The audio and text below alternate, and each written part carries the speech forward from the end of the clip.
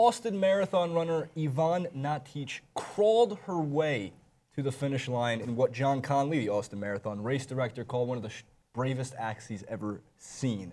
The Kenyan runner, who's 29 years of age, was leading the women's after 23 miles into the 26.2-mile race before everything started to break down. Your bodies really can't handle these kind of races, even the ones that do these. Her record, by the way, 2 hours and 34 minutes. I have a great story regarding that. Only 2 hours, 34 minutes. I find a movie that's 2 hours and 34 minutes is too long. Yeah. Can you imagine running it while watching it? Oh my God, like watching Boyhood and jogging the whole time? So this is what Hyvon Ngetich had to say. I can't remember what happened, and I didn't see the finish line. I don't remember all that crawling or whatever. Even the collapsing, I don't remember. She had low blood sugar, drastically low blood sugar. Obviously, there was a wheelchair being wheeled next to her, but she refused to do it. Is this an act of bravery, or is this plain stupid? Well, I mean, it's her chosen profession is to run marathons, so you can't really say that that's silly. But crawling to the finish instead of taking the hill. It's admirable.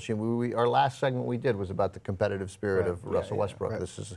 This woman, I'm just throwing the question. Hyvon Ngetich. Yeah, what's wrong with you? She has a great. No, but I mean that competitive spirit is to be admired. Yeah, and no question. it has the crossover. I mean, whenever we see a football player tweaking a knee or an ankle and he hobbles out there, when Aaron Rodgers barely had a calf and he threw a touchdown off of 1 foot, we're like, this is amazing. Look at this performance. Yeah. So I think it does cross over where this is that similar. You know who wouldn't crawl to the finish line?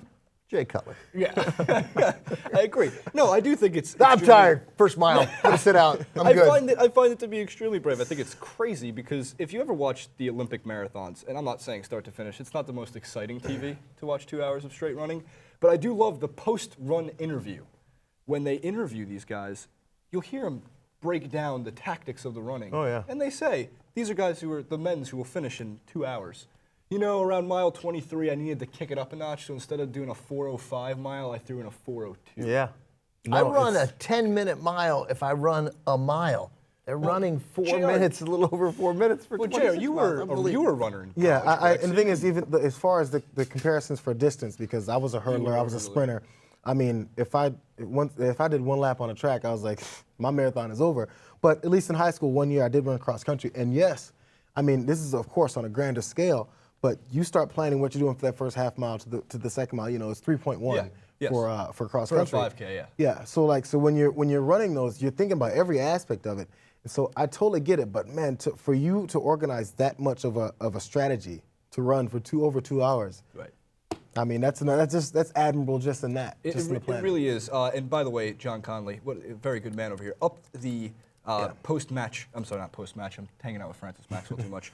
Post-race prize money to second place. Give her first place. I mean, she was going to win. Give her the first place. She was going to win. She was leading after 23 miles. She had a 5K left to run, or in her case, crawl. But no, I think this is, it really is just insanity when you watch any of these. I mean, mostly, and a lot of these are Kenyan runners, and they train in these insane heat conditions.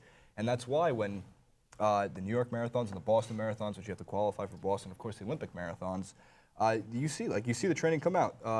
By the way, the winner of the men's with an amazing 2 hours and 16 minutes. Jesus, can't even imagine. Ben, do you have? I can see you've looked something up for us. I've looked it up, and there's the Ironman triathlon. I think her name was Julie Moss. And this is, I watched it on TV because it was like on Wild World of Sports or something. And I think a lot of people probably claim to have seen this, but a show from the. Yeah, it was the thrill of victory and the agony of defeat, right? Do you remember the jingle? Oh, of course, yeah. Will you sing it for us? No, I will not sing it. Did you ever know the show? I have known of Wide World of Sports. I actually have not seen Wide World of Sports. I grew up on it, man. And most of the time it was a waste of time, right? Most of the time it was figure skating. Yeah.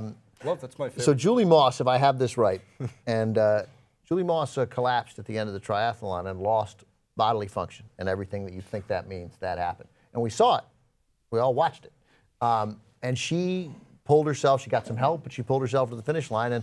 And even then, I thought that is some incredible bravery. Yeah. Like, and at first, I was 15, and you're like, oh my God, it's disgusting, and then you think, what has she been through? Like, the hell that she's been through, and her body, even though she'd done it before, just like with this, with Hyvon Ngetich, is that right? Hyvon Ngetich. Yeah, even though she'd done it before, this time, for whatever reason, body chemistry wasn't quite right, who knows what she ate or whatever, her body quit. And when they finish, and you finish under that kind of pressure, and you ask your body to do that, and then you somehow figure out a way to get across the finish line, you can't. It's enormously admirable. Yeah. I wouldn't have done it. I couldn't have done it. I'd have been in the wheelchair. I agree. Well, guys, leave your fastest mile time that you think Ben Mankiewicz has ever run in the comments section below, and also your thoughts on Hyvon Ngetich. Was it brave? We think it was. Was it stupid? I got hurt playing basketball on Sunday, by the way. Again, I was limping around. I'm still limping right now. Unbelievable. So I Wheelchair. think that. Paul Pierce it. Game-winning shot, though. Just saying. Don't forget to subscribe. Leave your thoughts in the comment section below. We'll see you next time.